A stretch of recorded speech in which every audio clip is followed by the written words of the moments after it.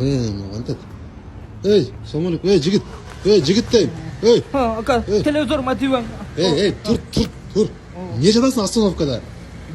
Yok, uydan çıkarırdı aka. Uydan studentsin mi? Kim çıkardı? Yok, student emasın da öyle yaşayıp işleyip yaşayayım. Kim çıkardı anan? Hajayka çıkarırdı, kvartir adalım da. He. Anan, Oruslar gelip kaldılar. Men 20 bin beretlim. Ayına. Oruslar 50 bin 60 bin beremiz dediler. Beni çıkarırdı da. Ha seni çıkarıp borçlara girgizdirdi. O şu Oruslar çıkarıp girgiziriz. Yiteken koy. Urmatlı, kayrılıp koysam bola o. Urmatlı, yüz davet etken hajaykalar. Ançalık mesleğe bir jolu. Akçada uşundayga varası var mı? Kıla koçada jatabız. Erten 2 ay 3 aydan ki bu oruslar ketet. Ayrılı özüzge kalasınlar Kırgızlarga. Ana meni çıkarırken hajayka ece.